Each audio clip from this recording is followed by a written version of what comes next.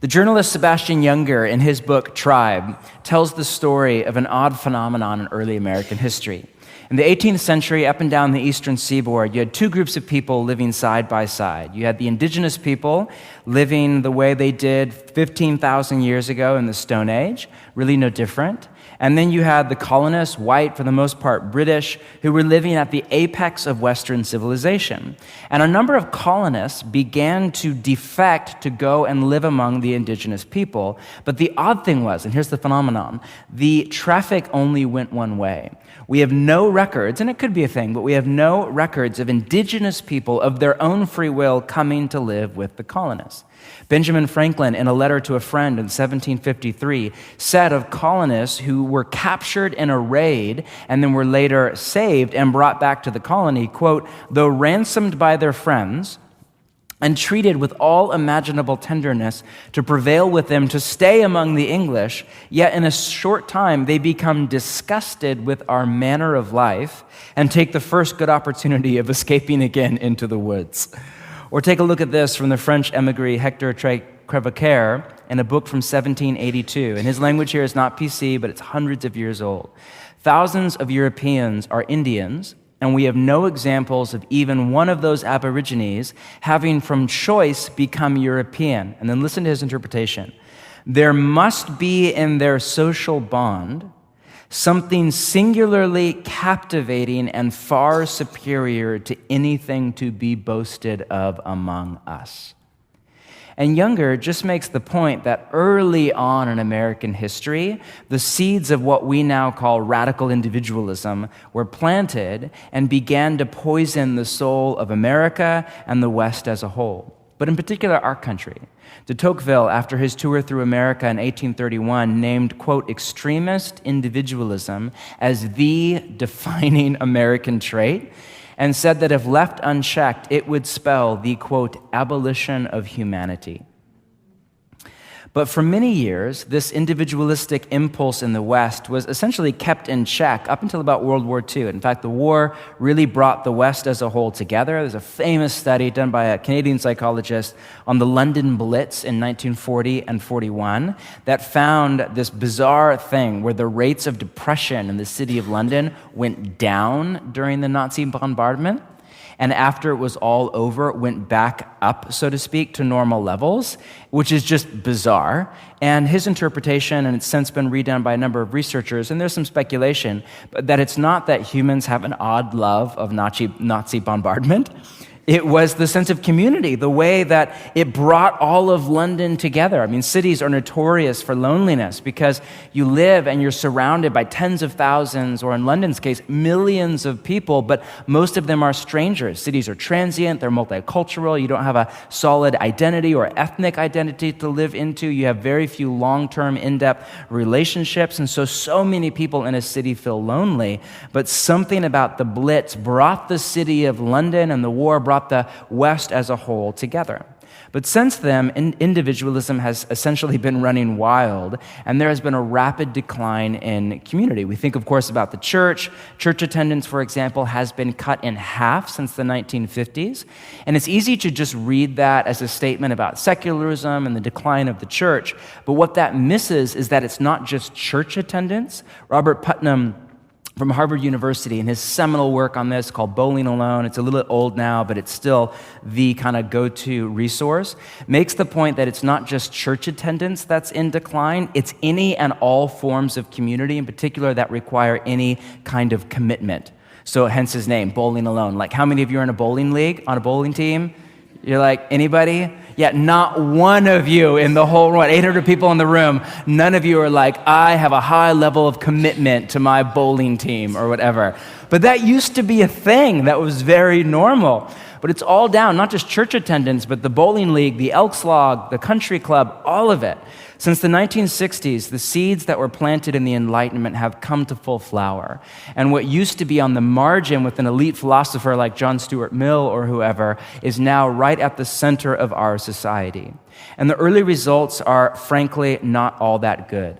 Last year, Theresa May made news when she appointed a loneliness minister in the UK, based on a study in which 9 million Brits, nearly 20% of the population, were identified as lonely. In her statement to the press, she said, quote, "For far too many people, loneliness is the sad reality of modern life." But this is not just a British problem. In the US, rates of loneliness are actually much higher. They have doubled since the 1980s. 35% of Americans report they are chronically lonely. Only 8% report having a conversation with a neighbor over the previous year. In 1984, the average American had 3 confidants. A recent report said that 25% have 0. In a famous interview, our former Surgeon General, Dr. Vivek Murthy, in his article for the Harvard Business Review, wrote, quote, "During my years caring for patients, the most common pathology I saw was not heart disease or diabetes, it was loneliness." In an interview with Thomas Friedman in the New York Times, he called it the great pathology of our lives today. On a similar note, George Gallup of Gallup poll fame said, quote, "Americans are among the loneliest people in the world." And with loneliness comes a wide range of health problems. One study found that it's worse than smoking 15 cigarettes a day. It has a greater impact on your lifespan than obesity. Multiple studies have tied it to heart disease, dementia, and very much to anxiety and depression. But health of mind and body aside, the health of our society is at risk. Ironically, individualism leads to loneliness, and this is a little bit over my pay grade, and people much smarter than me argue for this, but loneliness in an odd way leads to tribalism. David Brooks calls tribalism the, quote, "dark twin of community." Community is based on mutual love. Tribalism is based on mutual hate. Community is about who and what we are for. Tribalism is about what we are against. Community is about generosity and honor and celebration of the other and how different we are. Tribalism is a zero-sum battle for scarce resources where it is kill or be killed. If God, quote, "sets the solitary in families," then individualism sets the lonely in tribes. One author writes, quote, "The tragic paradox of hyper-individualism is that what began as an ecstatic liberation ends up as a war of tribe against tribe that crushes the individuals it sought to free." Good evening, everybody. Welcome to church. So happy you're here. All that to say, is there a practice from the life and teachings of Jesus of Nazareth that has the potential to set us up for a whole new way of life where we flourish and thrive in a rich, dense web of relationships inside a host culture that is marked by decline into individualism and loneliness and tribalism? And the answer is, it's a leading question. Of course, the answer is yes. Take a look with me at Matthew chapter 4. Let's just stroll through a story or 3 or 4 from the life of Jesus. Matthew chapter 4, verse 18. As Jesus was walking beside the Sea of Galilee, he saw 2 brothers, Simon, who was also called Peter, and his brother Andrew. They were casting a net into the lake, for they were fishermen. "Come, follow me," Jesus said, or that can be translated, "Come, apprentice under me. And I will send you out to fish for people," or some of your translations have, "I will make you into fishers of people." Now, don't read that as like a play on words and a really cheesy joke from Jesus. He's much more intelligent and sophisticated than that. Fishers of people was a first century idiom for a great rabbi or a great teacher who would capture the mind and the imagination of the hearer. Jesus is basically saying, hey, follow me, apprentice under me, and I will make you like me. I will make you into a brilliant, wise sage to capture the heart of your generation, which is why, 20, at once they left their nets, dropped everything, walk away from a career right there, and followed him. Now, going on from there, he saw 2 other brothers, James, son of Zebedee, and his brother John. They were in a boat with their father Zebedee, preparing their nets. Jesus called them too, and immediately, right then and there, they left the boat and their father and followed him. Very early on in the story, you pick up that to follow Jesus is to live in community. Jesus did not call one disciple, singular, but disciples, plural. And Jesus continues, as the story goes on, to call people to join his little community, but it is a very high bar of entry. Turn the page to chapter 8. Take a look with me at verse 18. When Jesus saw the crowd around him, he gave orders to cross to the other side of the lake. Then a teacher of the law, so it's a very prestigious career in that time, came to him and he said, "Rabbi, I will follow you wherever you go. I'm ready to give up everything and just leave it all behind and go after you." Jesus replied, "Foxes have dens and birds have nests, but the Son of Man has nowhere to lay his head." Jesus is definitely not a salesman at all. And this is gracious, but it's very honest. Saying, are you sure? Do you realize the price you're about to pay? Do you realize what it will cost you to come after me? But then contrary to that, 21, another disciple said to him, "Lord, first let me go and bury my father." And that's not literal, that's a figure of speech. What that means is, let me go back home and wait for my father to die and the family inheritance of land to pass down to me. Otherwise, if I abandon the family right now, which is a taboo in the first century kind of Jewish family-based culture, more on that next week, then the inheritance, I will miss out on this inheritance, which is why Jesus told him, "Follow me and let the dead bury their own dead." And I love that the story does not tell you what happens, because the invitation is for you to identify with this anonymous man or woman or whatever and say, man, where am I in the invitation of Jesus? But my point for now is just that you realize that some people were ready and willing to give up everything to follow after Jesus in his new little community. But for other people, it was just too high a bar of entry. Here's another story, Matthew chapter 9, next page, verse 9.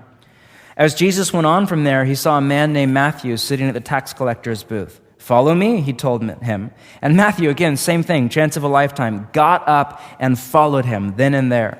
While Jesus was having dinner at Matthew's house, many tax collectors and sinners came and ate with him. Because if you're a tax collector or a sinner, who are you friends with?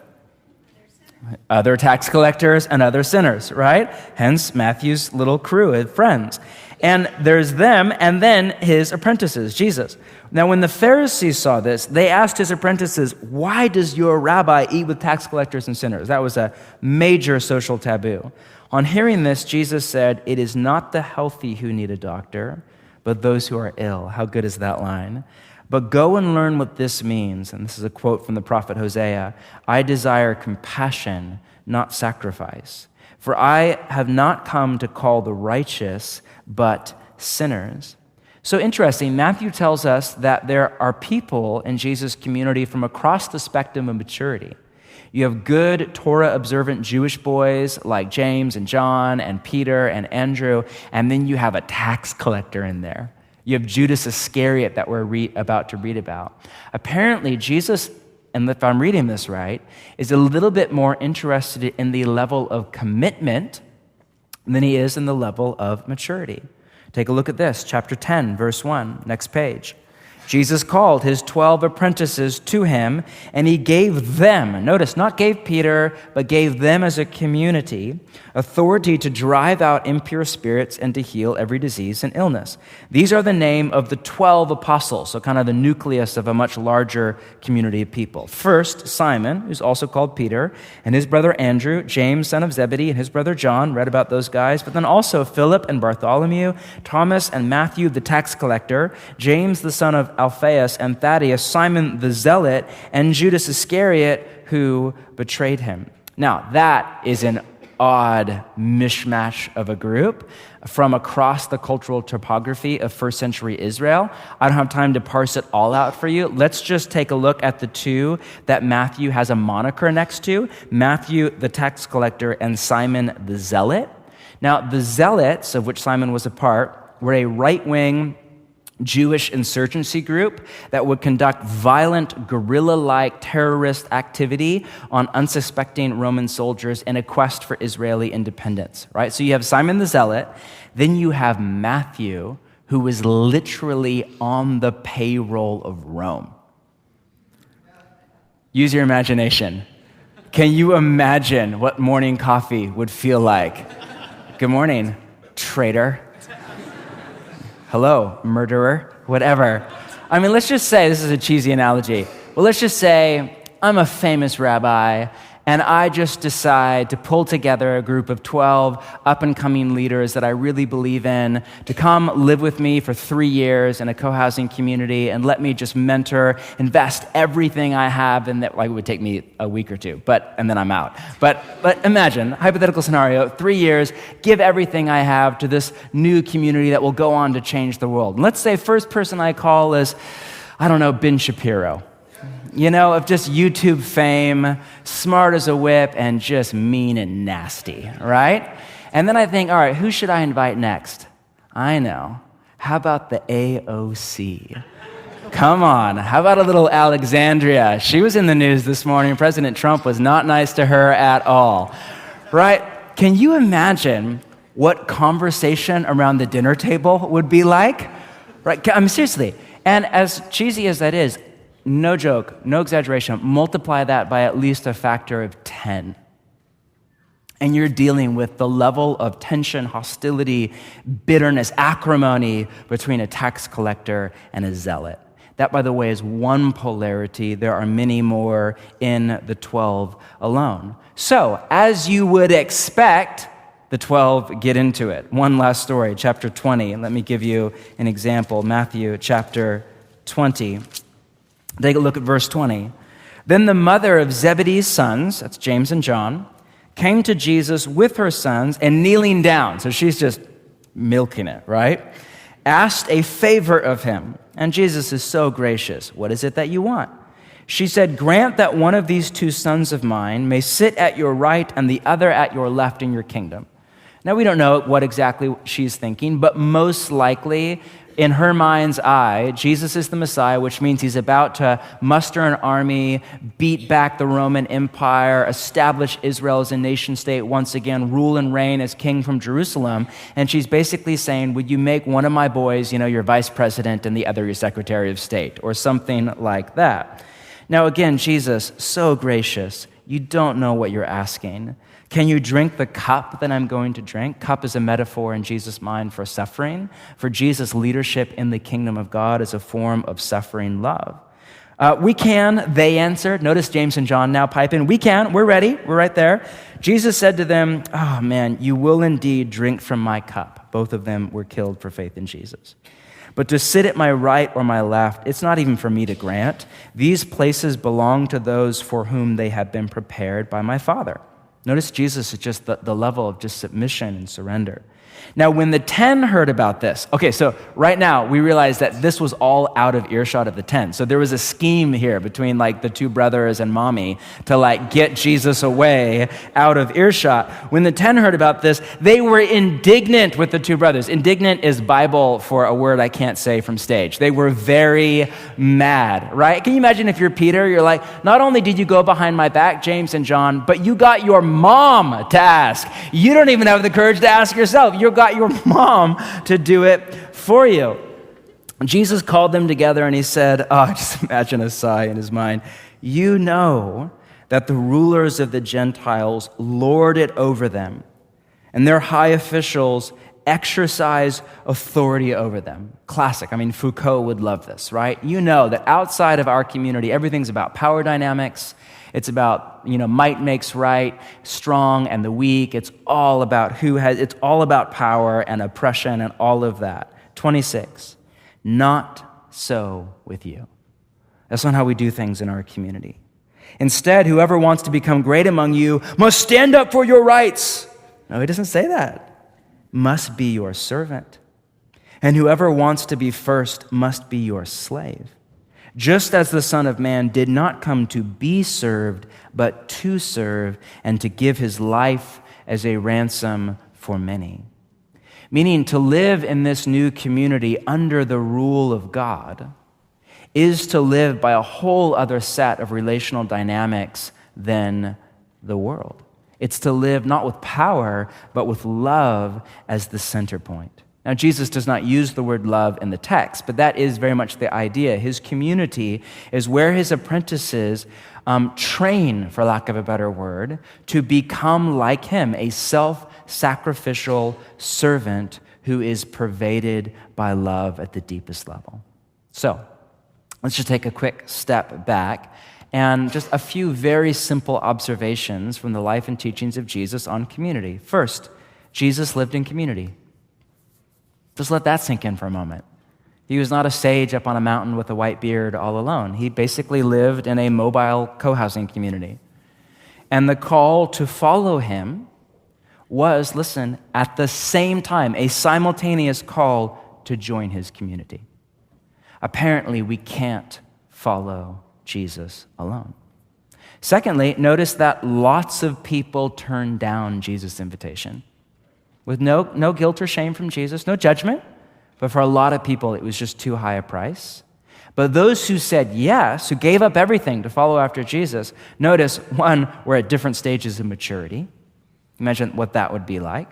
We're from across the socio-political spectrum, and as you would imagine, three got into regular conflict. Finally, the end goal of Jesus' community was to grow and mature his apprentices into people who were like him, who were pervaded by a heart of love and service. Now, this vision of life together in the kingdom of Jesus is very different from what many of us think of when we hear the word community. I think there's a few mistakes that we make, at least I make. One is we mistake connectivity for community. Cue my ongoing rant, forgive me, on how online community is an oxymoron. We all know that we're more connected than ever before with digital technology, thanks to text messaging and FaceTime and WhatsApp and email and social media, not to mention the airplane or the automobile, and all of that I'm grateful for it. But yet still, notice that loneliness is on the rise. In fact, it's through the roof. In fact, in study after study, there is a direct correlation between social media and internet use and loneliness. The more you use digital technology, the more lonely you are likely to be. And there are different theories, but most researchers theorize it's because we spend more time liking the photo of somebody we met a year ago on a road trip to San Diego than we do in face-to-face conversation with a close friend. Sherry Turkle from MIT in her 2015 book, Reclaiming Conversation, and she's done some of the best work. If you're not familiar with her material, it's very good. She draws a hard line of distinction between connection and conversation. She writes, quote, "Face-to-face conversation is the most human and humanizing thing we do. Fully present to one another, we learn to listen. It's where we develop the capacity for empathy. Think about how different we speak to each other in person to person than we do online or on social media or to a celebrity or politician or whatever. It's where we experience the joy of being heard and being understood." She goes on to argue that we're just not made to keep in touch with so many people. And study after study of brain scans, neuroplasticity, of hunter-gatherer tribes, of military theory, 100 to 150 is the max number of people we are capable of relationship with. And yet, for most of us, via technology, we are connected to many more than that. As a result, connectivity is way up, but still community is actually way down. Secondly, we mistake chemistry for community. What I mean by chemistry is that neurobiological spark or kickback we get when we have an instant connection with somebody who is like us. And a lot of people write that off as narcissism, and I'm sure that's some of that, but I don't think so. I mean, C.S. Lewis said that the root of all friendship is you too. And I love that. I remember when I first met Dave Lomas, who's one of my dearest friends. It was a number of years ago. He's from San Francisco, and we were at this random pastors' gathering. It was really small, about 10 of us in the room. It was assigned seating, and we sat down at this table. We did not know each other from Adam, and I took one look at him, and I thought, wow, you're dressed really cool, kind of like me, like... kind of cool, but not cool. Not like you're trying too hard because you are nearing 40, but like you pay attention, but not too much attention. It's like, it's cool. And I like you. And then he's like, hey. I'm like, hey. And then I set down my bag, which is by my brother-in-law, who's a designer, Stephen Ken. And he said, oh, nice bag. And he set down his Stephen Ken bag next to mine. I thought, oh. And then I pulled out my Allen Bible, best Bible in the world, handmade in Scotland, and I set it down, and he said, nice Bible. And he pulled out the exact same one and set it on the day. And then it was just a whole day of that, like, you too? You like the second Local Natives record better than the first one? Oh my gosh, me too. It was like a whole day of just that. And, to this day, every Friday afternoon, we have a standing phone appointment just to connect and bear our soul with each other, and we vacation together, and we spend a week together in prayer at a pastor's retreat every spring, and we sacrifice time and money to go visit each other. But as much as I love my friend to death, I am actually quite careful to classify him as a friend and not as a member of my community, just because he lives 600 miles away. We don't do life together. We see each other, half a dozen times a year? Not in the day in, day out, when I'm tired, when I said yes to too many things, when I'm grumpy with my children, when whatever it is on the docket. Then I think of Penny, on the other hand. She's not here tonight. She was here this morning. Penny is, about 70 years old in my Bridgetown community, just a wonderful soul. But, I doubt that if I were to walk into a room, Penny, the 70-year-old woman over there, and I would gravitate toward each other, just the natural chemistry. You know what I mean? I don't think she has any idea who Local Natives even is, much less has a preference for one record over the other. But she is in my community. We see each other on a regular basis. She's in my home. She's aware of the marital dynamics and family dynamics. She's aware of my spending habits, of how I do life day to day. My point is just this. We can have community with people that we have very little chemistry with, and we can have chemistry with people that we have very little community with. Now, of course, the both together, that's like the dream. That's like the best of both worlds. My point for now is just that while they overlap, they are not synonymous. So then, if community in the way of Jesus isn't connectivity or even chemistry, what is it exactly? Well, in Greek, the word is koinonia. Can you say that? Koinonia can be translated community or fellowship if you have an ESV or an older translation of the Bible, or partnership is another translation, or sharing, or common, or to have in common. I love the English translation of community. Merriam-Webster defines community as people with common interests living in a particular area. I love that. So right now that rules out online community or something like that. It's people that you live by. Community by definition is people that you live near or around on a regular basis. But it's this idea of common interest. The root word from Latin is communitas, which literally means people that you have something in common with. That's why, God bless you. That's why CrossFit, for example, is a legitimate form of community. It's also a cult, but they do community really well. Seriously, it's a whole thing there. It's why a local school is a legitimate form of community. It's why, as odd as it is, like a dog park is, because dogs, it's not only a community, dogs are a religion in our city. It is a temple of worship and of the little dog god thing. And it is a legitimate, it's just people that you live by and you have something in common. Somebody was just telling me the other day about the drifting community in Portland. And I was like, wait, what? I don't even know what that is. What's the drifting community? Apparently, it's a whole group of people who what their thing is drifting, which apparently is the name for when you go like all fast and furious in your car and you drift. I would say you slide or you drive bad or something, but you drift. And apparently, you have to modify your car now to make it drift. There's a whole community. I had no idea. There's an underground community in our city. What they do is they get together on the weekend and they drift. I just think it sounds so punk rock. I don't even know where they do it. Is it like the Walmart parking lot, or is it out in a field in Gresham? I have no idea. But there's a community of drifters in the city. But that's just people who live here, and that's what they have in common. Now, for us in the way of Jesus, what is community? Well, it's people that we live by, and what do we have in common? Well, for us, it's not anything other than Jesus. It's not our political persuasion. It's not our ethnicity. It's not our cultural preference. It's not where we fall in the tax bracket or educational background. The one common denominator with every single one of you here in the room tonight is Jesus of Nazareth. So community is a very simple idea. It's hard work, but it's not complex. It's people that you live by and you follow Jesus with. And community is right at the center of what Jesus is on about in the world. Some scholars, such as Scott McKnight, go so far as to argue that the kingdom of God and the community of Jesus are basically the same thing. In fact, you can make a strong case that of all the practices of Jesus, the two most important are silence and solitude and community, because they are the two containers that hold all of the others. As a general rule, our best moments of healing and freedom and breakthrough and experience or encounter with Jesus are either when we are alone with him in the quiet or when we are together in community, around a table with the bread and the wine, or here together at church, or in an in-depth conversation with a close friend. If you read the 4 New Testament biographies of Jesus, you pick up really fast that Jesus would oscillate back and forth between silence and solitude and community.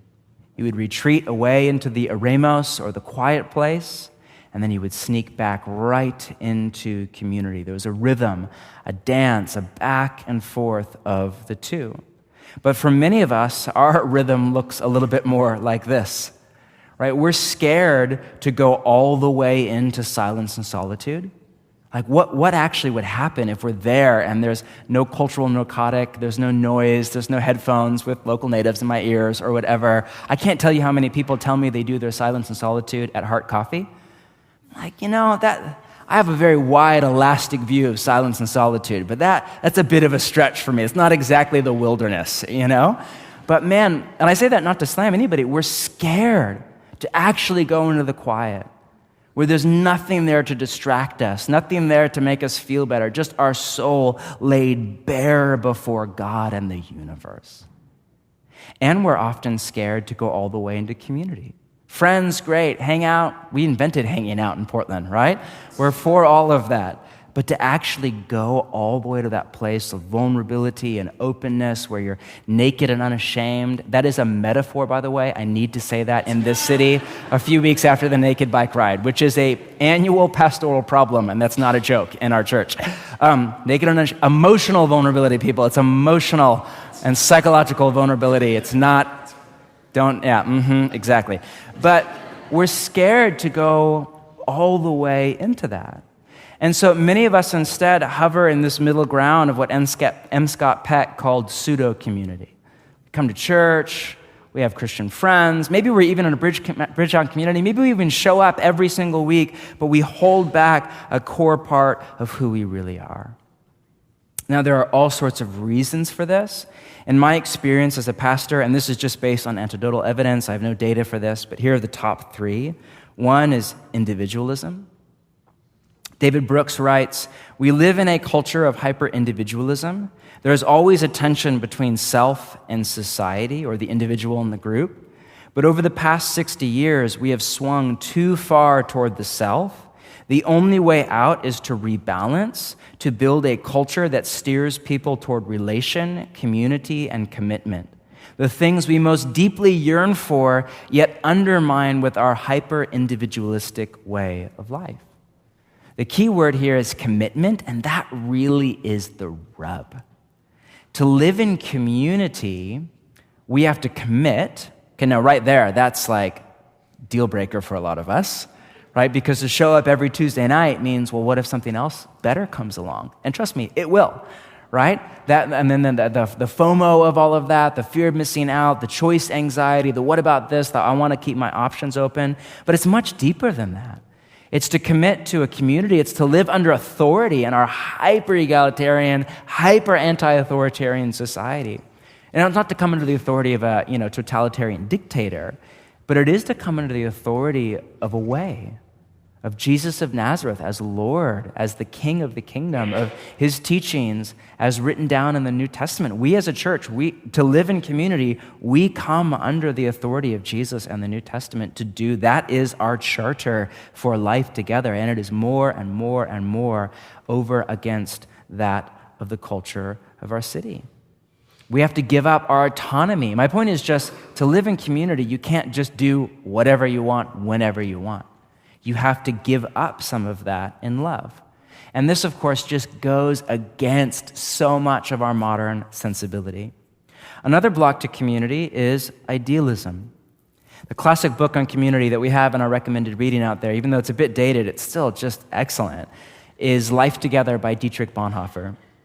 written in 1938 during his experience of living together in a co-housing community basically of 150 people at Finkenwald, the clandestine seminary that he set up to fight the Nazi corruption of the Lutheran Church. It was later closed down with the Gestapo. He was arrested and put to death by Nazi Germany. But I reread it this week. It's not very long. And again, every time I read it, I'm struck by the exact same paragraph. Let me just read this over you. He writes, "The sooner this shock of disillusionment," meaning the sooner you are arrested with the reality that community in the way of Jesus is not awesome. It's like hard work, and it's not ideal, and it's messy, and people do stupid things. The sooner that this shock of disillusionment comes to an individual and to a community, the better for both. Every human wish dream that is injected into the Christian community is a hindrance to genuine community and must be banished if genuine community is to survive. He who loves the dream of community more than the community itself becomes a destroyer of the latter. Even though his personal intentions may be ever so honest and earnest and sacrificial, the man who fashions a visionary ideal of community demands that it be realized by God, by others, and by himself. He enters the community of Christians with his demands, sets up his own law, and judges the brethren and God and himself accordingly. He said we come in with a heart posture of demand rather than one of grateful reception. My wife and I are reading right now, or rereading The Meaning of Marriage by Tim Keller, which, just side note, every single human being on the planet should read. Single, in a marriage, doesn't matter. Just Christian, atheist, read this. And it's that good. And we're rereading it, and I'm so struck. The biblical theology of marriage is 128 degrees from that of our culture. And we get sucked into all the political stuff, and I just forget, oh, wow, this is a radically different and disparate vision of what marriage is all about. And I'm so struck by the danger, the violence, and the harm done to marriage by romanticism and idealism. The main reason that most marriages fail is because of wildly unrealistic expectations. And most of us, Carol, how long have you been married? 48 years.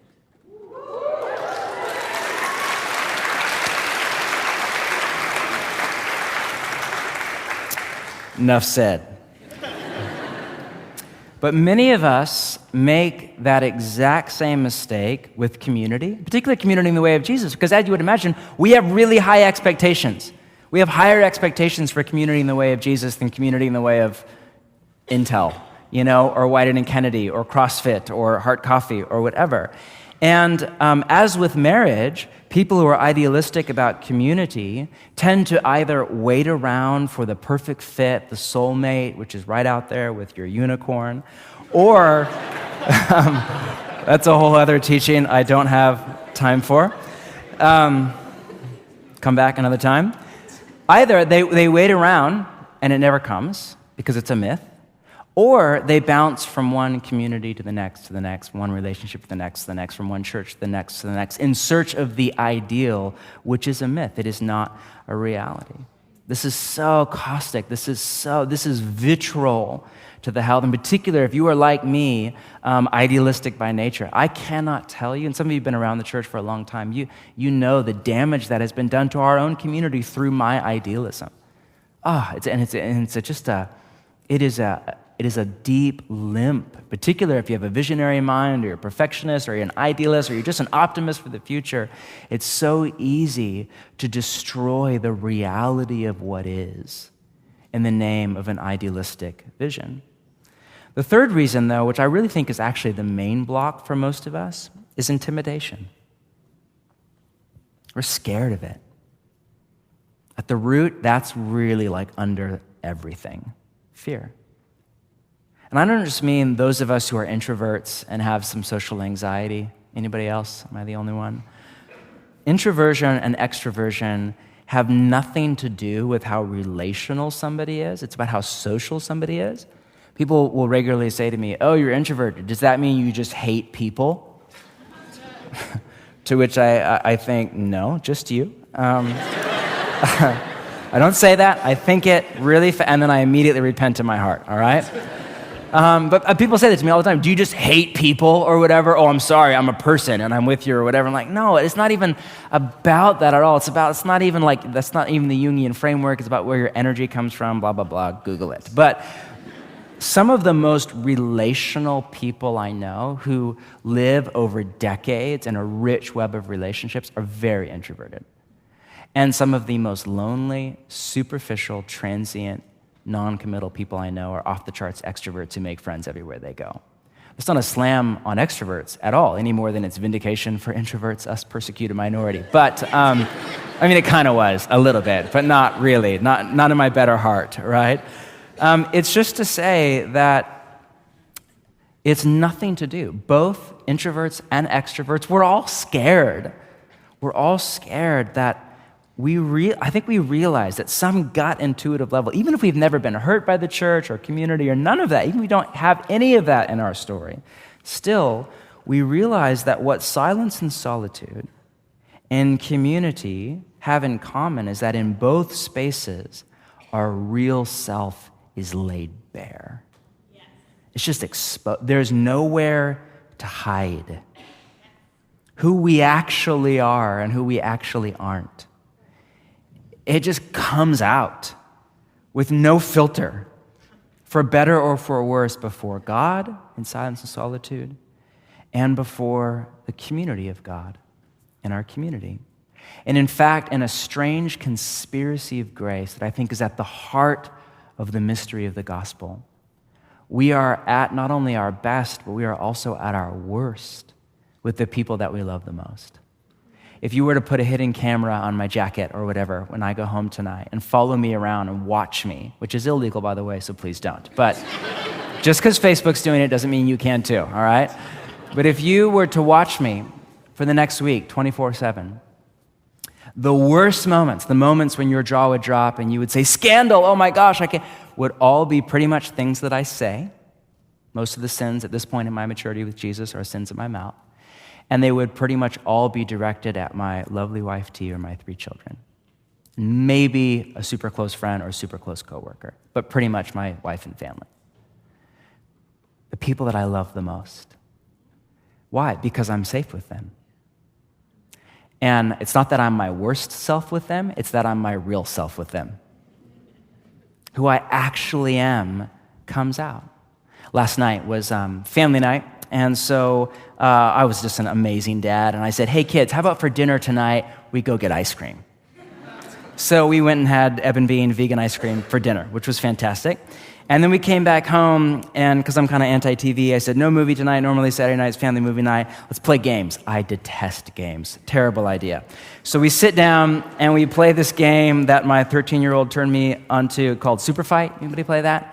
It's like an imagination card game. Anybody play Super Fight? Anybody know it? No, you don't know about it? It's horrible. Don't ever play it. So we start to play, and you do like an imagination battle. You get a card, and it's like really wacky. And so I get into a super fight with my wife, which then turns into a super fight because she changes the rules. Don't you hate those people that change the rules? We're fighting in New York City, and all of a sudden she moves to Alaska because she has a polar bear that turns into any vehicle that has sonic boom blast, right? And I'm like, that's not fair. I'm Men in Black who has wall climbing ability and a rocket launcher. And so we're having this battle, and I just beat Moses, who was a 3-story tall velociraptor, and I beat him in New York City, and now we're in Alaska. It's not fair. And we literally get into this fight. And my wife is thinking, we're playing this game for our children, and you're fighting me, but like it was, integrity was on the line, my friends, right? So we go to bed last night, and my last conversation is literally like a very tense conversation with my wife over the ethics of rules in this game. We have the manual out, and I'm reading, and she's reading, and then it goes to like deep stuff from early in our marriage, and how like, it just goes really deep, really fast. So my point is, I woke up this morning, I would love to say, like, this is Saturday night. This is how I prepare my family to worship Jesus. I woke up this morning, I would love to say that I just woke up in this like Jesus version of Zen, and I just began to levitate a little bit off the bed by the Holy Spirit, and then just here I am. But the reality is I woke up this morning, and as soon as my family was awake, I had to go out and repent. I had to say, I'm so sorry. I just literally like wrecked a beautiful little family night, which was my idea, so I should get some credit for that, and there was ice cream. But I wrecked it. Why? Because I'm at my best. Let's go get ice cream. And I'm at my worst with the people that I love the most. And most of us at an intuitive level, we get this is why we're scared of intimacy. Because we know that who we actually are will come out with no filter. And what will happen? What will happen? But this is how we become people of love. We mess up. We repent. People call us out. We recognize that's not who I want to be. And we come back to the center, to the plumb line of love. This is also why the two most important, I would argue at least, components to a healthy Jesus community, or for that matter, any community where transformation is the end goal, are vulnerability and accountability. The word community itself is a cognate with the word communication. Community happens when we communicate with each other at a bare soul level, and we all know this is risky. M. Scott Peck, in his book on community, writes, there can be no vulnerability without risk, but there can be no community without vulnerability. And vulnerability is dangerous, one, because you might get hurt. You might open up and you might experience rejection or criticism or the perennial person who's there to fix you every time you have an issue. Or my wife said this to me a few days ago. She's like, the Spirit had put something in her heart and she was really moved. It was beautiful. Conviction from the Holy Spirit. And she said, but I really don't want to tell the girls in our community. And I said, why not? She said, do you not feel safe? And he said, oh, I feel totally safe. I just don't want them to hold me accountable if I change my mind. And I love that. Like, don't judge her. You know that you're the same. Like, we all want our autonomy. We're like, so I think that maybe the Spirit put this in my heart, but let me just keep it to myself so I can not do it if I don't want to. Right? And so it's risky because we could get hurt, or better yet, we could have somebody hold us to the way of Jesus. David Brooks, in his manifesto, defines community as, quote, love-drenched accountability. We need both to mature into people of love. If all you have is vulnerability, like you're just totally safe place to share who you actually are, lay it all on the table, and there's compassion and empathy and solidarity, but there's no accountability, there's no community there, a friend there to call you to a higher standard, to call you to the way of Jesus, then there's no change. And on the flip side, if all you have is you have accountability, but no vulnerability, it's like, oh, you watch an R-rated movie, drop down and give me 50, brother, or whatever. But there's no, that's a thing, by the way. But there's no vulnerability. We're selective in what we share. We don't actually go to the deep wound that is in all of us. Same thing, we don't change. We need both vulnerability and accountability. This is why the center point for Jesus' community is not the stage, not the pulpit, it's not a building, it's the table. It's the plate of bread, it's the cup of wine. And the table is synonymous with what the New Testament writers call the confession of sin, which honestly I think is a massive thing we've lost, in particular in the Anabaptist and the Protestant tradition of the last few hundred years. Because when we come to the table, the idea is that as we do that, we confess our sin from the week or the day before. Here's where I messed up. Here's where I fall short. Here's where my wound just wrecked everything in that relationship or that moment. Here's where I was way less than Jesus. We confess. And with that, there is an accountability with that vulnerability where we re-up to follow Jesus. Scholars argue that the Lord's table is a covenantal meal, meaning every time you eat the bread and drink the cup, it's a way that you recommit to the covenant of God, meaning you recommit to follow Jesus. You sit down on Tuesday night, you think you're just eating like soup and bread. No, you're recommitting to follow Jesus. You're recommitting to the covenant of God. This is why many argue that the most effective, and this is hard to measure, so I have no idea if it's true, but many argue, and it could well be true, that the most effective form of both community and transformation in the U.S. is neither the church nor the therapist, it's Alcoholics Anonymous.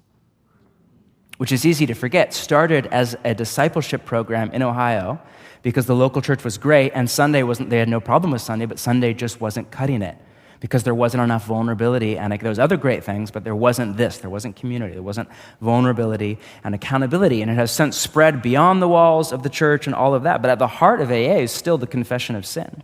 I was chatting, I don't want to mention his name because it was said in confidence, and I don't know what he would think of this, or if he would get in trouble for it, but I was chatting to an older, well-known pastor that's really one of my heroes, generation ahead of me, that is like, oh, Jesus, let me grow up to be like that. Really look up and respect this teacher.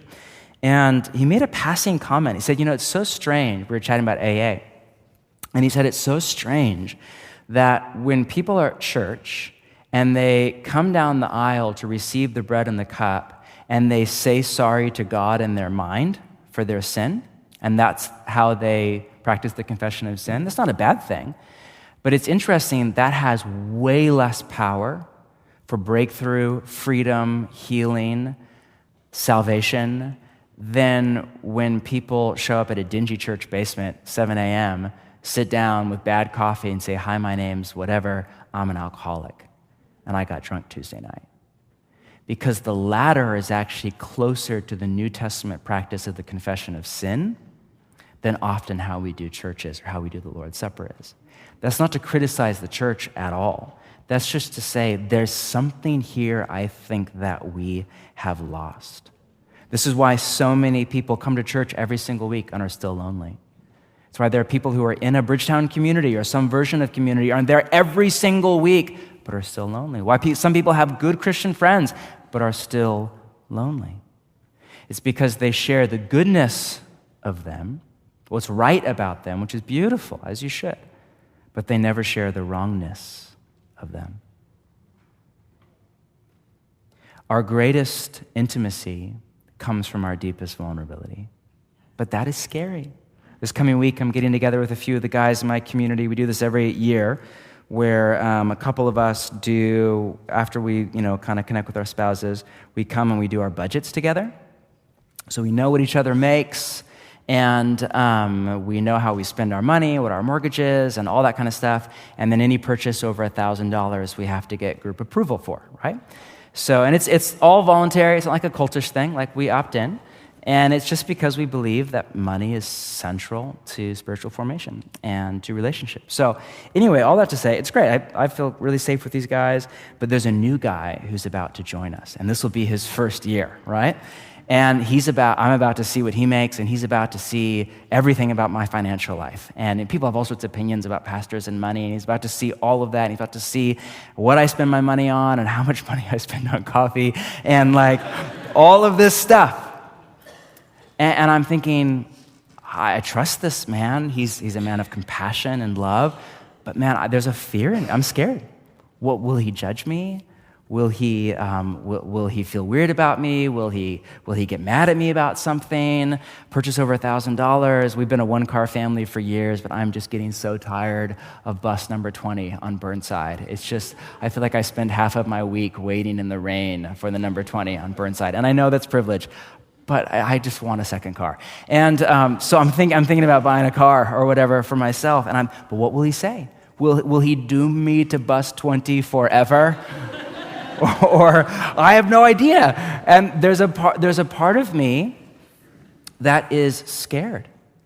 But I know that it is in that tender place of vulnerability and accountability, that's where the growth edge is. Like I know that's where Jesus does some of his best work. Think of all the one another commands in the New Testament, which are all about how to live in community. For example, here's the one sampling. Be devoted to one another in brotherly love. Honor one another above yourselves. Live in harmony with one another. Love one another. Stop passing judgment on one another. Accept one another. Instruct one another. Greet one another with a holy kiss. That, by the way, is from one passage in Romans. There are 59 such commands in the New Testament. Just go Google it or word study it. And here's what you find. The New Testament writers assume two very simple things about you that I don't think can be assumed of modern American Christians. They assume, one, that you're in community. Not just like at church on Sunday, you're in community where you know and you are known, like very well. And two, they assume that it's really messy. Like all of them. assume that there are people that you have to accept because you don't want to. And there are people you need to honor because, frankly, you're just full of contempt for them. And there are people you need to instruct because they don't have a clue. And there are people you need to bear with. And there are people you need to confess to. And there are people you need to love. Like that, they assume you're in a community and it's messy, but it is the place where you are learning to love. And that is really, I'm about done. That's really all I want to say tonight. This is not our new message for our church at all, though I know some of you are new to our community. But really, my message is just this. As scary as community is, for all sorts of reasons, individualism, idealism, and intimidation are just 3 out of many. It is Jesus' school of love. Amen. As John Vanier, the founder of L'Arche, said, virtue is a community project. I love that. Spiritual formation happens nowhere but in community. On vacation, I finally got around to reading The Boys in the Boat. Anybody read that? Which is that beautiful biography. One of you. Well, more than bowlers, all right? Okay, a few of you. Beautiful biography. Don't need to read it, but it's about one of the best sports teams of all time. I don't know why I read it, but about this rowing team from UW in Seattle that went to the Berlin Olympics in 1936, and it's famous. I'm sure it'll become a movie at some point. But I don't really care about sports at all, but it's really about the human spirit and poverty and the war. It was really interesting. But what struck out to me was just one line in the epilogue, as it's just like the summary of the book. And it said that they rowed over 2 or 3 years when they were together as a crew, 4,344 miles. Like that's far enough to row from Seattle to Japan for just 28 miles of racing in which they were undefeated. One of the best sports teams of all time. 4,344 miles for 28. And this doesn't normally happen to me, but as I was reading that, I just was arrested by the Spirit. I just felt in my mind's eye the Spirit speak to me and say, John Mark, your family, your wife and your children, and your community are your training ground for love. What those 4,000 plus miles of practice were to the boys in the boat at the Berlin Olympics, the people you do life with are to love. And I was reading that story. Those 4,000 miles, they got almost everything wrong. And they would capsize the boat, and they would fall over, and they would make mistakes, and they would have bad form, and they would have the coach yell at them, and they would do it wrong, and there was bad weather, and everything was a mess in practice. But it was for them to actually row in love. And I don't mean that our love is performance at all. I just mean that there is something to this where our closest relationships, which are our hardest relationships, are the training ground for love. Willard used to say that if at some point you make a decision in your heart to become a person of love, and you decide to apprentice after Jesus and grow and mature into a person of love, start with somebody you don't know very well. Because it's way easier to love people that you don't know very well. So seriously, he was not joking. He would say, start with like a distant colleague at work that's like down the hall and you see a couple times a week or something, and just decide to love them. Like bring them flowers, write them a nice email, take them out to lunch. Don't start with your roommate. Just don't start there. Don't start with your mom. Don't start with your daughter. Don't start with your spouse. Like start with somebody a ways away, because it's so much easier to love people we don't know very well and who don't know us very well. And that's not a bad thing at all. That's actually, I love the realism of that. Our closest relationships are where we get it wrong, where we practice, where we mess up, where we get called out, where we need coaching, where we need help, where we need healing.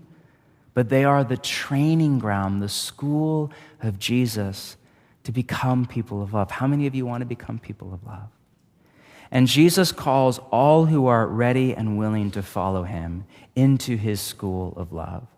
I think the place that we begin is with a rebellion against the rebellion, right? Meaning if the hyper-individualism of the 1960s to today was a rebellion against the kind of World War II generation and the power dynamics of that and the communitarian nature of that, I think for our generation, we begin with a rebellion against the rebellion. Like the right kind of Jesus rebellion against the radical individualism of our day. For those of you who are up for a little bit of Jesus-y rebellion, our practice for the coming week is all on practicingtheway.org/community. Week 1 is basically just a pre-week for those of you that are not yet in a community, whether it's a Bridgetown community or some other iteration that is a part of your life. It's basically just to, and I know it's the middle of summer and I get the logistics of that, but just to start or join one. That might be as simple as, hey, for the next month or two, over the summer or whatever, just grab 2, 3, 5 people, and hey, let's share a meal together once a week, and let's just begin to practice the confession of sin or read scripture or whatever it is. Start small. And then the plan for the summer is to go through emotionally healthy relationships. More on that next week. Some really good stuff on the docket from our friends Pete and Gary Scazzero for our communities. But today is simply a call to follow Jesus in community. For some of you, you're not doing that at all. You have Christian friends and you're here, which is wonderful, but you're not actually living in community. So it's a very simple call. Just if you're up for it, if you're ready, you don't have to, no sales pitch. But if you want to, the call is to start. For many more of you, you are living in community, and the call is maybe just to stay at it when it's hard. Or maybe it's to love that person that right now you just want to gossip about and avoid. Or maybe it's to have the hard conversation that you want to ignore. Or maybe it's to do the hard work of forgiveness, of the release. Or maybe it's just to take the next step forward in vulnerability and accountability. Maybe it's just to begin the practice on a regular basis of the confession of sin. Maybe you just take 2 or 3 people from your community, and once a week or once a month or once a day or whatever it is, you get together and you confess sin. This same, I won't name him, but this same pastor that I so look up to, he's in his late 60s, every single morning at 6:30 a.m., he has a standing call with his best friend from college where they confess sin to each other for 5 minutes each morning and then pray before they start the day. I thought, man, I don't think I'd do that once a year, much less, my first thought was, you have friends from college? Oh my gosh, wow. So my point is, listen, we are across the spectrum. Just start where you're at. If where you're at is, I should have a meal with somebody, start there. If it's, I need to forgive, start there. If it's, I'm ready to practice the confession of sin, just start there. Most of you know some of my story with community. I don't want to rehash it, but none of this comes naturally for me. I am very introverted, and I'm in a social job, and I spent years just as not living in community at all, and not even aware that was a problem. I know hundreds of followers of Jesus. I have lots of friends, but I was not living in community. And very long story, was just arrested by the Spirit of God about 10 years ago, and came to the realization, oh my gosh, I'm a pastor at church, and I'm not actually living in community, at least not by the New Testament definition. So long story short, my friend Matt and Anna, moved across the street from us, and we began just to, very simple, eat dinner together on a regular basis. And then we began to commute together, and then we began to share our finances, and then we began to raise our children together, and then other people joined the community. And for about a year, it was the most idealistic and incredible thing I've ever been a part of. The 10 years since then have been mostly a pain. But it has still been, so all the idealism is gone from my mind. I've been at it long enough. But man, it has still been one of the most transformative practices I've ever been a part of. And as introverted as I am, and as much as there's a part of me that would happy to live as a monk, and there's no going back for me. I will never not live this way by the grace of God. As hard as it is, and I'm well aware of how hard it is, and as imperfect and messy as it is, and I'm well aware of all of that, there's something here for all of us. Jesus would end his teachings just by saying, we read this in the parables last week, let him or her, let whoever has ears to hear, hear.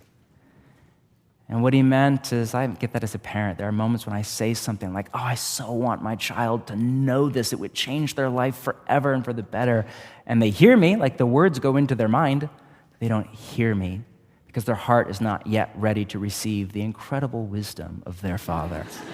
Bad analogy. It all breaks down. My point is, man, let's not be like that. The call of Jesus, with no guilt trip, no pressure, is to community. Whoever has ears to hear, let them hear. Let's stand together and pray.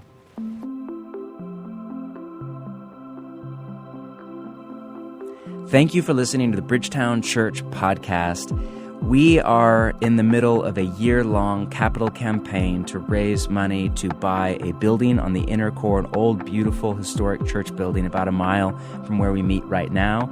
If you have been blessed at all by this podcast and would like to give to that over and above your regular giving to your church, wherever you call home, we would love to have you participate in that.